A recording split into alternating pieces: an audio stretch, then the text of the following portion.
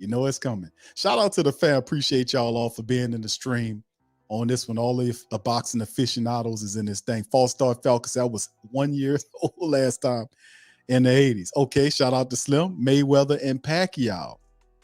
What's happening? Appreciate you, fam, for chiming in here. Much love to UK. Much love. Ain't gonna be 2 fights after EJ. Yes, a trilogy. That's what I said, bro. I said, man, these guys are, listen, these are 2 of the best at their class, you know, in the collision course with each other, man. And I'm just happy we finally get an opportunity. It's gonna be a big fight. But anyway, let's get going, man. We're gonna play some of the interview, or most of the interview. It's only about 7 minutes long. Stephen A. Smith had Terence Bud Crawford and Errol Spence on First Take. And if you guys didn't hear it, I'd like to hear it go. I have been waiting for years for this right now. Joining me now are 2 of the best fighters on the planet Earth. Welterweight champions Terence Crawford and Errol Spence Jr. They've announced that they'll fight one another for the undisputed welterweight crown July 29th in Las Vegas. Errol Spence Jr., Terence Crawford, welcome to First Take. Errol, let's start with you here. I mean, what the hell took this fight so long to happen? We've been waiting years for this. How excited are you about it, and why did it take so long, Errol? I mean, great things take time. I mean, we both was going through, you know, negotiation things, but we here now. So all this stuff in the past, just the present, we here, we fighting each other. May the best man win. I feel like this is the best fight, welterweight fight of the last probably 40 years. This is the fight of the decade. The best versus the best. Terence Crawford, how do you feel about the fact that the fight is finally here? We know how great you are, 39-0 in your career with about 30 KOs. We know how elite you are. We know how elite Errol is. We know you've been wanting this for a long time, Terence. How difficult has it been to wait for this fight, and how are you feeling now that it's here? Oh, it's been very difficult, as you know. It's been frustrating, but I'm excited. I'm happy. You know, the fans is happy. Everybody's happy. You know, we here now. You know, and I'm gonna show the world why I'm the best fighter on the planet. And everybody need to tune in July 29th to watch me, Errol Spence, go out there and put on a tremendous show. Errol Spence, a lot of people look at you and they've said you've been the natural welterweight. As a matter of fact, people have wondered whether or not you was going up to junior middleweight on several occasions because you were considered the bigger guy. They've been waiting for this fight for a long time, but they felt, at least at some point years ago, that Terrence might have been a little bit smaller, or too small for you because he was coming up from the junior welterweight division. Want to know your thoughts about what you think of Terence Crawford and why and how do you think you're going to win this fight? I'm a man of my word. Like I said, people thought I was gonna move up, but just like I told him when we encountered each other in Oklahoma, I said I'm gonna get these belts on my side, and I'm gonna come take yours. And you know, this is where we at now, and I stood on that. Even if it was leaving me standing out the ring a whole year, they trying to get me to fight other people. This is the fight I wanted, so I stuck to my guns and was like, I'm not fighting until I fight Terence Crawford. So my team got it going. With me, I feel like my style is basically, you know, I'm not gonna say perfect, but it's very good. I got the jab. You know, I feel like I might be the stronger opponent. Great body shots. He has great talent, great skills, but I feel like my ability, my will, and my all around just being the better fighter, I'm gonna beat him. Terence, he just finished saying that he wanted to be a man of his word, that he promised you before he moved on from the welterweight division, if that were to ever occur, that he was going to get those 3 belts and come and then take yours. First, how do you feel about my bad. You promised the fans. How do you feel about him having made that promise and lived up to that promise? And what do you think you're going to do to Errol Spence Jr. July 29th? Well, I love it. I love it. You know what I mean? Like I said, you know, I've been wanting this fight. Everybody been knowing I've been wanting this fight. He said he was going to take the easy route and go, you know, handle what he had to handle. And he did that. So now, you know, he got to live up to his word and coming to take this belt. You know, the last one is always the hardest one. And I assure you, it won't be like none of the other fights. You know, he believe in his style. I believe in my style. You know, it's gonna be a great fight. I can't wait. I can't wait. I'm so excited. I can't wait. Terrence, a lot of us been talking about Errol for years because obviously he's undefeated and he's a champion. He's got 3 belts. We know how great he is. Even though we all recognize that you are great, there have been times when you and I have run across one another, when I've seen you talking to other people, and you seem to wear this belief on your shoulders, on your sleeves, that cats don't believe in me as much as they should. Do you feel this fight is like career defining for you? You've got to win this fight in spectacular fashion for you to get the respect you believe that you deserve? Well, it's always like that. Every fight is you know, like that for me. You know, every fight is meaningful. Every fight is, you know, I need to win this fight. And I'm, you know, 100% certain Errol feel the same. So, you know, there's a lot riding on this fight. You know, this is the biggest fight in boxing in decades, you know. So, you know, of course, I want to go out there and put on a tremendous show and win in spectacular fashion. I'm feeling good. I'm feeling strong. I'm ready to go next week if it was need be, you know. But at the same time, everything, you know, has its time. The sun shine on everybody, and you know, the sun gonna shine on me July 29th. I'll throw this question out to both y'all, and Errol, I'll ask you first. We talk about the welterweight division here. You talked about Errol. You just said something, Errol, a few minutes ago when you talked about this being maybe the greatest fight in the welterweight division in the last 40 years or something. Well, let me remind you of some of those fights. We got Sugar Ray Leonard versus Tommy the Hitman Hearns. We had Hearns versus Roberto Duran. We had somebody, even though Pepino Cuevas ain't on that level, he was still good and he was a champion until Hearns put him to sleep in 2 rounds. We saw Alexis Arguello versus Aaron Pryor. We've seen a whole bunch of great welterweight fights. And this fight up there with all of them. Definitely. When people talk about this fight, they're going to say Sugar Ray Leonard, Tommy Hearns. They're going to say Alexis Arguello, all that. This fight up there with all of them. Where I was going was, it is right now on paper. But when you get in that ring, 2 undefeated fighters that's capable of knocking you out are going up against one another. So give us a taste of what we should expect to see July 29th based on the history that I just threw your way. I mean, the proof is in the pudding. You see Terence Crawford, you see his body of work. You see my body of work when I get in the ring. Yeah, everybody already know. As soon as I get in the ring, I'm stepping.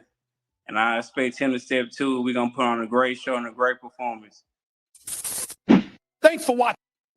All right, fam. That's what y'all guys think about that, man. That's Errol Spence and Bud Crawford going at it, man. And listen, there's no love lost between these guys, let me tell you, man. No love lost between these guys. This is going to be a really good fight. This is the one we've been waiting for a handful of years now. And we finally get an opportunity to see both of these fighters get in the ring. Saturday, July the 29th, Showtime pay-per-view is going down. This is definitely a legacy fight for both these guys. We knew that, you know, they were on a direct collision course for some time between the two. And it's very intriguing. It's very interesting how it all goes. So let's kind of look at it, man. Let's kind of preview this thing. Then I'm going to chime in on the family members. Got one more interview to talk about here as well. So it's going to be pretty interesting, man. Yeah, respect. It's definitely mutual, man. They know that both of these fighters coming into it, they both in their primes. This is a fight that defined both of them. Like, this is, you know, like we talk about Hagler and Hearns. You know, this is what Spence and Crawford have. This is that moment in time. So this will be really cool. So here's a quick breakdown. Errol Spence versus Terence Crawford is the head-to-head breakdown between the two. And we know that, you know, man, I'm just excited about the fight and where it's going down. T-Mobile Arena, Las Vegas, Nevada is going down in a major way. And we know that the win-loss record between the two people, the tail of the tape. Errol the Truth, Spence is 28-0 with 22 knockouts. As you can see right there, 72-inch reach, 33 years old. He's a southpaw with 142 rounds of experience there in the pros. And he's a guy that you got to watch out for. One thing I realized by watching Errol's fights, I'm gonna go through the tail of the tape and kind of break it down. I know that Errol is extremely strong fighter. He will beat the hell out of your body, that's for sure. He loves giving them body shots. You know, very strong right there. Has a good shotgun jab. It's fundamental, but man, listen, Bud is something else, man. Bud is something else. This Styles make fights. This is gonna be a good one. But 39-0 with 30 knockouts. It's 74-inch reach, 35-year-olds, also southpaw right there. They go into the boxing ability between the two. Spence isn't a pressure fighter in the mold of a Notario Gotti or Ray Mancini, but he does employ a subtle form of aggression behind a strong southpaw jab and sound footwork. He also has a strong chin, too. He's been tested as a good chin. The jab frequently sets up the left-hand shots to the head and body. He's far more adept than your typical boxer type at work and inside. The blend of aggressiveness, body punching, power yields a hybrid style that makes it difficult for opponents to prepare for. His mastery of fundamental footwork also allows him to establish distance that methodically overwhelms less aggressive foes or confuses those whose own path to victory is pressure. Now, Crawford in many ways isn't too dissimilar from Spence, which is why this is a fascinating matchup for many reasons beyond just the high-end rankings and title claims. Now, the Nebraskan is a southpaw by trade, but he shifts stance more nimbly than any other active welterweight. Big key. Big key, and we're going to talk about that when we get to Terrence's side of things. He's also a master of range, which means he needn't fit around the ring or, field around the ring or mindlessly blow forward. Instead, he's effective at being both close enough to land shots and to draw opponents into overcommitting, then strafing them with his own offense. He'll not overwhelm people with his punch rates, but he's also consistently active and tends to throw in bursts, which decisive openings present themselves. So the advantage they're saying is even between him and Bud. Bud's skill, man, punching power. Only they got they got Porter right there. He's a good person to talk about punching power. Also, Kell Brooks is another guy that you could talk to about because Kell fought both these guys too at different weights, of course, but he had Porter, Showtime Porter can also chime in. They've had a combined, they've combined a KO better than 77% of their opponents. Is unlikely that either Spence or Crawford will make a top 10 lists of the sport's biggest power punches. That's because many of their finishes have come after several rounds of sustained pressure and activity rather than single highlight reel shots.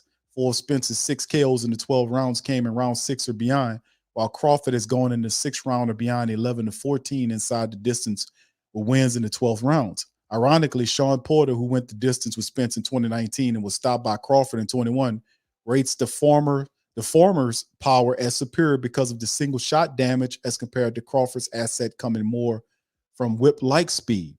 I'm not saying that Errol is slow, but his stuff is going to wear you down, he told KO Artist Sports. Through the course of rounds is going to wear you down. With Terrance, it kind of comes out of nowhere.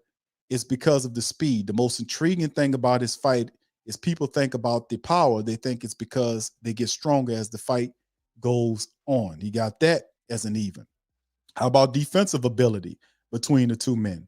Neither Spence nor Crawford practices the defense on the level of Willie Pep or even Pernell Sweet Pea Whitaker. How about Floyd Mayweather? But it's no coincidence that either of these fighters, man, hold on here. Let me get back up to my little place right here. Right here. It says, it's Spence high regard. It's no coincidence that both fighters are unbeaten. That's not been often they've been remotely in danger of losing. They're clearly doing something right. Spence high guard defense and counterpunching aren't the most celebrated parts of his game, but he does avoid damage and return fire thanks to clever footwork or head movement. He also limits the punishment sustained on the inside, frequently catching and countering incoming blows. Crawford, too, is a sublime master of footwork, whether when moving in straight lines, pivoting to either side, or moving laterally to get around his opponent. Hitting them with single shots is possible, but it's not often that he's on the receiving end of prolonged volleys, and he's adept of using his counter hooks from the southpaw stance and with his lead hand, which is especially troubling to the right-handed fighters attempting to land jabs. Now, what's the X factors here on these guys, right? X factors. Spence's X factor. Will the recent inactivity matter? Presumably, the fight actually comes in late July. Spence will have fought 3 times in the preceding 4 years, including none in the last 15 months, thanks to the myriad of injuries, as well as the aforementioned starts and stops associated with the Crawford showdown. He's 33 years old. He's had eye surgery, and he's been in a serious car wreck. To be fair, sitting on the sidelines for 15 months wasn't an issue prior to the wide defeat of Danny Garcia back in 2020. And spending 16 or more months away didn't cause decisive problems before a 10th round stoppage of Ugas in April of 2022. But Crawford isn't Garcia or Ugas. He's likely to ask for far more of Spence than either of those foes did. And whether the Texan still has the answer on the highest level is among the few mysteries about his game. Now, what is about Crawford? His X factor. He can be a successful, can he be a successful smaller man? Crawford has been an elite commodity in several weight classes. He's won titles at 135 and 140 before graduating to welterweight with a defeat of Horn, who beaten Pacquiao. Well, really, that was a bum-ass fight. Really, Pacquiao beat him. They cheated him. And at 5'8", with 74-inch reach, he's hardly a small fry at 147, but Spence is taller and naturally larger, having competed at 152 in the 2012 Olympics. And Porter said the single shot power is more damaging than Crawford's. Crawford hasn't fought anyone who's blending size, skill like Spence, and it will be telling to see how he handles the blows from a guy who's been rumored to rehydrate to 160 or even beyond by the time the opening bell sounds. So with that being pointed down as we went through some of the tail of the tape between these guys, what do you guys think about it, man? We talk about styles make fights. Both of these fighters in the prime of their careers, man. Man, this is gonna be a really good fight, man. I just showed y'all some artwork earlier. A guy predicts Crawford was gonna take him down. So let's hear about it, man. All right. K says TC is not in his prime. He's about to be 36-year-old Q, but I still favor him for skill. Well, you know what I mean in terms of, like, you gotta look at it too. Like when if you Bud Crawford and you got Errol Spence coming into this thing, both of these guys are going to take their skill to the next level. Both of them are going to challenge each other on a level that they might have not faced in the welters. These are two really good fighters, and I think each fighter is going to take his game to another level, because this is the fight that we've been waiting for. They both know what's at stake here, more than just all the straps. It's for legacy right here. None of them have a blemish on their record, so it's just a great situation. Yeah. You remember that, Slim? Yeah, that was they cheated Horn. Matter of fact, the fight was in Australia, wasn't it? Where they cheated him out of there, and Bud did what he did. He just beat the hell out of Joe Horn. But yeah, I mean not Joe Horn, but Horn. But Horn was a guy that they cheated him on it. All right, Tragic says Crawford for the win. More of a technician. Spence is more of a pressure fighter. Oh yeah, I think that too. So anyway, let me get ready. Let me drop a link in the chat for the family members to chime in on this episode. I want to hear what you guys got to say about this. So feel free to pop in and let me know how you guys feel about the fight. All right. Let me put that in the chat for you guys here. All right. All right, so there you go. Hold on, let me make sure I got you right here. All right, here we go. All right, that's the link for the chat, fam. Y'all can finish. Pop on in. Let me hear from you guys what y'all think about the matchup between these two guys. What do kind of verbalize and let me know how you think the fight ferrets out.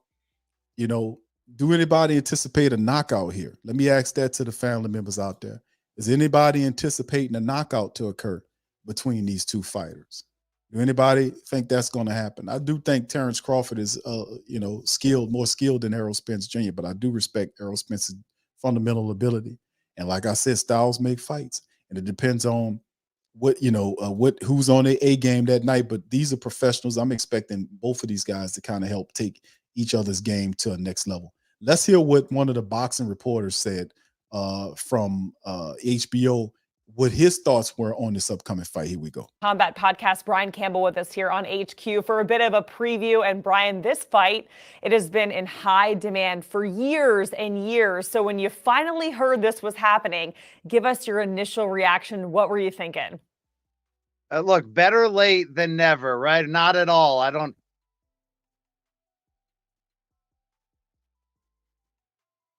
Hold on, fam. We have a little technical difficulties here. Hold on just a second. Let me get it tuned up again here. But yeah, this is going to be interesting. Hold on just a second. Never. But boxing super fights, not always there when you call, right? But always on time most of the time. The question is this one still on time? I believe that it is. You're looking at two of the top 3 pound-for-pound fighters in the world at the moment and 2 potential all-time great welterweight fighters. Finally, after a 4 to 5 year build, signing on the contract to face each other, not just once for for July 29th, but also a bilateral rematch clause reportedly in the contract, which could produce a second fight later this year. You have to love this matchup because it's not only the chance to crown the first 4-belt undisputed champion in 147-pound history with the ups and downs of boxing's heavyweight division. We all know welterweight has been the money division, but really this is a era-defining fight in so many ways. We've had those types of fights in the past, from Ray Leonard versus Thomas Hearns in 1981 to, who can forget, Manny Pacquiao against Floyd Mayweather just 8 years ago. The only similarities in a lot of ways here is that Mayweather-Pacquiao fight also took a very long time to come together when they were 36 and 34. In Spence and Crawford's case, Crawford's 35-year-old, Spence is 33, but they're still right at the top of their games. Neither has lost, all 4 titles at stake. And when we look at the style contrast between the two, this could be an all-action thriller come late July. BC, we can always count on you to tie in some jaw rule when we're talking about a fight. This is being called by many the fight of the year. You're saying it could be the fight of an era. So just tell us exactly how these fighters match up with one another. At the basis, you've got the perfect style contrast of the southpaw and Errol Spence Jr., who's as traditional and orthodox as they come in his fighting style, but can do it all. It can get inside on you, pound away to the body, and wear you down like he did to Yordenis Ugas last year to unify titles. He can also box on the outside. What he has across from him, though, as an opponent is really the ultimate artist as a boxer, and that's Terence "Bud" Crawford. He can switch stances at will. He's naturally orthodox, but can go all over the place and can really adapt to any situation. Errol Spence might be more of the straight-ahead typical fighter, although he's coming from the southpaw stance. But Terence Crawford can freestyle as well as anybody in this game. Both pack a high pace and a big punch in their styles. Both can adapt to any situation. You want to see a thriller with the potential of both action and elite high-level skill. That's the reason why people have been clamoring for this fight for so long. Yes, maybe, as I mentioned, it's taken a little bit too long, but I don't think either fighter has passed their respective primes. I think we're still looking at a big one. And like I mentioned, the potential for maybe chapter 2 and 3 down the road. I'm just so happy we get this once, July 29th in Las Vegas. Yes. I'm ready, man. Let's get it going. Let's fire it up for tomorrow. Shit, let's get it going. All right. Man, you know what I'm saying, man? I'm bucked, I'm amped, I'm ready, man. I've been damn ready. I've been ready for years for this to happen. But man, this is gonna be a good one, man. So anyway, got a few family members. Y'all want to chime in, please feel free to hit the link in the chat. Let's hear from you, man. We're not gonna be here all night. We're gonna probably spend another 15-20 minutes here. We're gonna bounce out. So if you want to pop in, please feel free to pop in. We got Slim chiming in first, and then we got K next. You want to get in line, fam? Hit the link. All right, Slim, welcome to the stream. How you doing, sir? Man, thanks for having me on, Big Q. Can you hear me? Yes, sir. Loud and clear, my friend. Welcome on in, bro. What do you think about this, my man? Honestly, I'm not gonna lie. I got Bud and they going. I think they go the distance, but I think Bud gonna win in a decision. Okay. Okay. I ain't gonna lie to you. Like Errol Spence, he has a killer body shot and he has a strong jab, but Terence Crawford can fight all kind of ways though. So I give him the advantage, you know. So I'm gonna go with Bud on this one in a decision. Yeah, that's intriguing, bro, because you're right. Bud is incredibly skilled, bro. He's southpaw, orthodox, and like the man said, if you watch him fight, he does move in between both of the styles, really flawless. If you remember the fight that he had against Kell Brook, Yes, sir. really good against him, bro, in that fight, and then he switched styles and gave Kell Brook some trouble there.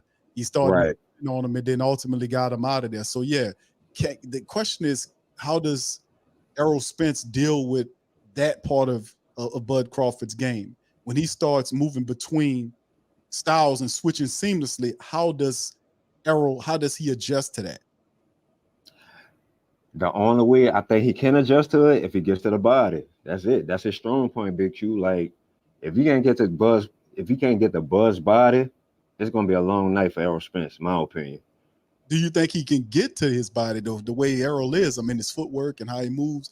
Because he can fight from outside. He moves around from different angles. He's a very elusive fighter. And listen, he can stand there. I've seen him stand there toe to toe. I wouldn't think it'd be wise for him to do it. You see with Errol started just lambasting Ugas in that fight, busted him up pretty bad. Right. But I don't know if he might get a few shots, but I don't know, can he get to Terrence's body to kind of slow him down? You punish that body, you kind of take away that speed asset, him moving as much. Right, Big Q. And that's tough because Bud can punch to the body too. So like I think I'm gonna just go with Bud on this one, brother. Like, I think it's go the distance though. I'm gonna go with Bud because both of them have great body punches, but I think Terence Crawford, he's so versatile, so he has that advantage with that, So I'm gonna go with Bud on that. All right. Shout out you, Slim. Nice talking to you, my brother. Appreciate you. Nice talking to you, Big Q.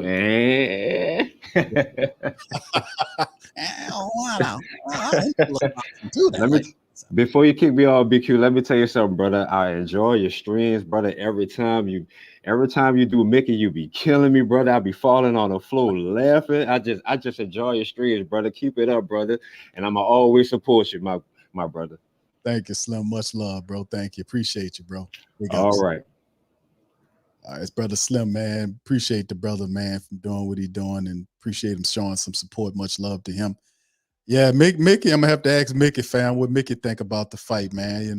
Mickey's he like boxing too, man. Mickey, I'll tell you something. I'll tell you. Let me tell you, I was back there, back in the day, I like a good knockout. Okay, Mickey, calm down.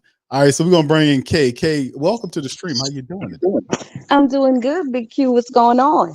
I'm chilling. I'm really amped for this fight. About time we finally get this. I hear it in your voice. You geeked. You're ready for it to happen tomorrow, right? Ready tomorrow. The hell with all that other stuff. Let's go right now. We've been waiting for years. Let's get it going. Amen to that. I still think this fight is 2 years post due, but it's at least it's not as bad as Mayweather Pacquiao. So I guess we'll just have to take it. July 29th, but I'm favoring Bud, and I'm actually favoring Bud by stoppage around the 11th, like close towards the end of the fight. And I know everybody talks about Bud's ability to switch, which is, obviously he's one of the most flawless switch hitters we've had in the last 20 years or whatever. But I think his ability to box off the back foot, yes, in combination with his ability to use angles, is what's really going to give him the advantage in the fight. When it's all said and done, Errol has a tendency to overreach sometime and put a lot of his weight on the front foot. Right. And then he's off balance. And if you look at Bud's ability to step back into the side and land power shots from either hand, that puts Errol, to me, at a huge disadvantage if he gets overzealous. And the only way I see Terrance losing this fight is if he gets in that ego mode. Sometimes like if somebody gets a good shot, he wants to stand there and go mano a mano. Right.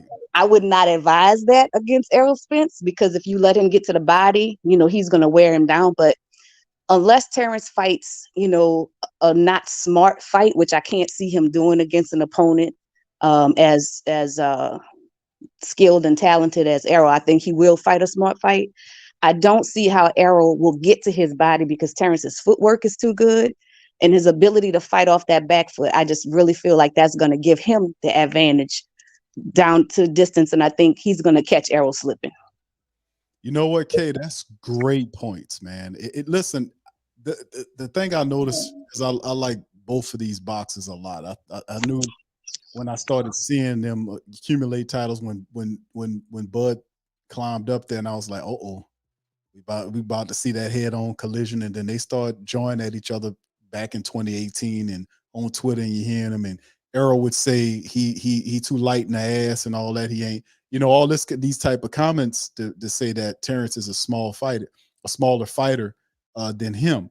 But it's the power game. That's one thing. But you are absolutely right that Bud Crawford he's the more skilled fighter. He's the most complete fighter of the two.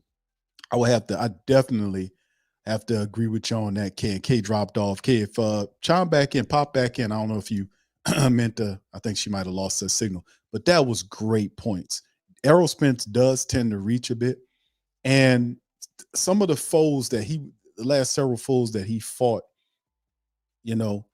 like what was his last most complete fight that I want to say that Errol Spence really gave a clinic when was it a Camper fight? Well, he just beat the hell out of the guy. What was his last most complete fight that we've seen Errol Spence fight? Not the black hat. Oh man, his name escapes me. The black hat. Says Errol beat him. He hadn't been the same, man. What was his name? Y'all remind me. Put that in the comment section, fam. Y'all, if y'all remember who I'm talking about. Hey, you back, False Star Falcon. You stay right there. I'm gonna bring you on. Okay, you spitting facts, Queen. Let me. You mentioned him reaching. Now, the last most complete fight that I seen from Errol Spence when he fought the Black Hat. Now, you remember the nickname of the fighter is the Black Hat. I forgot his name, man. Gonzalez is it Gonzalez? I'm gonna have to go through his log, but yeah, the car accident. Him having these little side issues or whatnot, and the fact that, like the reporter mentioned, the inactivity, like we talked about in the article, of being off of from fighting for like 15 months. How does this play in your perspective of how Errol adapts to Bud? I think Errol trains really well. Obviously Derek James is a great coach. Right. So I think inactivity is a symptom of the times, right? I'm almost 50. So my generation of boxers, when I was coming up, they would fight 3, 4, sometimes 5 times a year. Mm-hmm. This generation of boxers, all of them are fighting primarily 1 time a year, right? So I think the inactivity is not a good thing, but of all of the boxers of this generation, I think it doesn't affect Errol as much as it would affect some other boxers. But when you're facing an opponent like Terence Crawford, me personally, I wouldn't just go into that without, getting some rounds in a fight. But Errol says, he don't need tune-ups. So he did pretty good off of the car accident when he fought Danny Garcia. After the eye injury, he was out for some time. He came in and busted up Ugas. So, you got to take him at his word when he says he doesn't need tune-ups. But, I don't think it benefits him to be out of the ring over and over and over for such a long period of time. But even in the Ugas fight, there were so many times where Errol was off balance. Yes. He put so much weight on that front foot and was swinging wildly. And, Ugas doesn't have anywhere near the accuracy of Terence Crawford. And there were times in that fight that I was literally like, oh my God, if that was Terence Crawford, he would have been completely knocked out because Terence would have just slipped to the right, got on that angle and taken him out. So, like I said, if Terence gets that bravado like he did with Mean Machine, and even with Gamboa sometimes where he just wanted to stand in there and mix it up, that's the only way I see Terence losing the fight. But if he uses his lateral movement, switch hits, and more than anything, uses his footwork to stay out of range of the body shots of Errol, I don't really see how Errol can win other than a puncher's chance. Yeah, and that's great points right there, because I have I got Errol's fight resume up on the show of some of the fighters that the last several fighters he fought. The fight I was thinking about, he put a clinic against was Mikey Garcia. Yeah. That was an absolute clinic. Now you're absolutely right. The Sean Porter fight was interesting. They kind of went back and forth. It was and then you look at what Bud did for him, a couple years later, and we know styles make fights. But the Danny Garcia fight, to me, coming off the accident and all that, I wasn't really, it was an okay fight, but I was kind of looking for a little bit more. But me and rest in peace to my brother Too Mean. And we were looking at that fight, and he was not. I asked him, I said, Too Mean, does he look a little hesitant to you? And when something like that happens to you and you get back into the ring like that, his car, and I remember the video, his car flipped over, and I think he was ejected from the car. He healed up, went back to it. So the guy is tough as nails, man. He's tough as nails, and he got back in the ring. But like I said, this is going to be very interesting, at the very least, to see how it's all going to end. But yeah, it's since he climbed into the welters, looking at Bud's record. I mean, you look at the Sean Porter fight where Sean Porter's father, threw the towel in that fight. He was like, he threw the towel in on him. And I've seen a lot of Sean Porter's fights, but and I know that was toward the back end of his career, but man, Crawford finished him off, man. So what I'm saying is, I like, you see the parallels, like you've seen Crawford fights, Showtime Porter. You've seen Errol Spence fight Showtime Porter. You've seen Errol Spence fought Kell Brook. That's how he went over there, and I think that's how he got his first title, if I'm not mistaken. He got his first title. He took Kell Brook stuff, and then you see Bud fought Kell Brook and then took him out. So it's interesting, man. It's going to be fun. Let's go to False Star Falcon. I see you tragic on there. You hang close, bro. False Star Falcon, welcome to the stream. How you doing, sir? What's going on, brother? Can you hear me good? Yes, sir. Loud and clear. How you doing? All right. How the fight, bro? I see Errol winning, man. And I'll give you 2 words. Work rate. He's gonna outwork Terrance. He outwork everybody else he get in the ring with. The guy starts punching. You heard what he said on that interview. When I step in that ring, when that bell ring, I start stepping. And we all know that's true. He starts stepping towards that opponent, and he starts that body assault. Now, I'm seeing it go like this. The first 4 rounds, at least the first 4 to 5 rounds, he's going to go hellaciously at that body. I understand all of Crawford's attributes. I understand what he can do in the ring. But Errol has a committed body attack. He's not going to stop just because you move to the left or move to the right, because you slipped a few punches. And the boy could take a punch. Yeah. You know what I'm saying? Concrete couldn't take him out of here. So I doubt that that Bud gonna do too much to him. Now, I like what he did. I like what Bud did to Porter. Mm-hmm. But in EJ's defense, he told y'all, "Hey, I'm trying to fight his fight. He want to get stand in this middle of this ring and throw bowls and all that. I'm gonna do the same thing." So he beat him at his own game. One thing I know about Crawford is that I think the young lady, she said it when she started talking about standing up and mixing it up in the middle of the ring. I feel that Crawford is going to try that, and he's going to get hurt because he's one of those guys that he's want to get his lick back. You know what I mean? Errol caught me good. I'm going to stand in the middle of the ring. I'm going to try and mix it up too. That's going to be his downfall if he tries that. Now, if the fight goes 8, 9, 10 into those championship rounds, that's all Errol all day. That's Errol all day, because that body attack that he started in the second, third, and fourth round gonna take all that steam right off them punches. And I don't know if you remember during the Ugas fight, I don't know who you was watching it with, but everybody I was at the fight party with, why is he not moving? Why he just standing there? Because that body assault. Yep. You can't move. You can't move. Yeah. Man, that thing hurt. So yeah. all them pop shots and he does a lot of posturing too. What I don't like about Bud, he does a lot of posturing and pawing. You know, just standing there pawing in the ring, and you can't do that with EJ. From the time that bell ring, you got to start throwing punches because that's what he's doing. He's not trying to conserve energy for the championship rounds. He is trying to get to you to take you out. I'm talking about take all your energy away. That's why all of those fighters got all them busted up eyes. Look at, I think I put it in the chat. I don't know if you was talking about Lamont Peterson or you was talking about Ugas, but all those guys got their eyes. But go ahead. I was talking about Mikey Garcia. That's who I was making. The clinic he put on was against Mikey Garcia. That's what I was thinking about with Errol Spence when they were talking about Mikey Garcia. And at the time, Mikey Garcia was 40-0, I want to say, or something like that. 39. He was 39-0, just like Terrence. Right, and he was like, and he was spectacular. And then after that clinic, he wasn't the same. Yeah, he went in there and really showed some sports right there. So that was the last really complete, like really perfect fight that I seen Errol fought, against Garcia. He heard all of it, went out there and put on the clinic. But go ahead, my brother, you finish up. No. I'm just excited, man. I'm excited for the fight. I think we won. The fans won with this one, man. To be honest, so we got something we've been looking for a while, and glad it's on the horizon.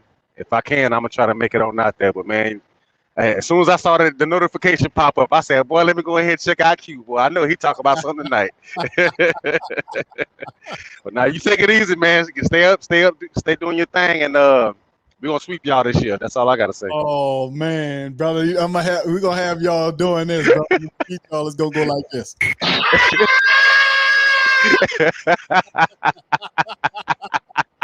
Thank you, bro. Appreciate you, bro. Much love. All right, be good, man. All right, much love. 4-star Falcon in the building. All right, brother, Tragic, man. How you doing, sir? Welcome on in. I'm doing pretty good. I just caught I saw the notification. I didn't see it right away, but I caught it, just glancing at my phone. And I'm actually a big boxer fan. I'm not on here too often, but actually after football, really boxing is like my second best. I say my favorite among sports. Yeah, bro, me too, bro. I mean, I came up boxing. My uncle got me involved in the boxing game when I was a child, man, and that was like the first love. And then after that, everything else followed that, to be honest with you. So yeah, I've been in the boxing for a while, but Tragic, this is a great fight right here. A lot of great commentary tonight from the family members chiming in. So what would you think about this, bro? Man, Kay said it all. I mean, her commentary breakdown of the fight. That's somebody who she beat up boys in school. She's a fighter. Yeah, Kay got some straps. She was fighting back in the game, man. That's yeah. Just talk about the back foot and everything, and I agree with a lot of her commentary. Like I said, man, I was thinking about because I was looking at some footage with Bud fighting backwards because most fighters don't really do well fighting backwards, man. But yeah, he able to make it work in many cases. Yeah. I think from a fundamental standpoint, I think Bud is a technician. I think he's on that line of like the Mayweathers. They just so technically and fundamentally sound. And sometimes he can get a little impatient, but once if he does get impatient and he makes that mistake, he's not gonna make it again, and then he'll definitely go back to the game plan and carry out his the game plan how it's supposed to be. And I think like I said, he's a very technical fighter. I feel Spence is more of a pressure fighter, and I just think when it comes to like two great fighters, I think it comes down to fundamentals. I think that's what Bud has, and I think that just eventually takes over as the fight goes on. Those fundamentals just carries over as the longer the fight goes. So I figure that's where Crawford will come on top at the end. Let me ask you this, bro, because this is another really great commodity to this fight is the fact that there's a clause in there for that triggers a rematch. The losing fighter triggers a rematch that's supposed to happen before the end of the year. So you're gonna get two of these fights, man. One on July the 29th, and another one before the end of the year. So what do you think about the prospect of having at least two fights from Spence and Crawford? Now, whoever loses the fight, you can imagine what it'll look like in the second fight. So what do you think about that, bro? Well, considering that it is a second one, I could possibly see this fight even though I think Crawford's the better fighter because a second fight is involved, I wouldn't be surprised if the judge is making a draw to make sure a second fight is involved. Oh no, no, no. We've been having problems with the referees this year. Matter of fact, man, we don't need no more calls. What happened? The last fight with Devin Heyman and Loma, man, that was ridiculous, all into itself, man. And I was like, man, let's just do it again.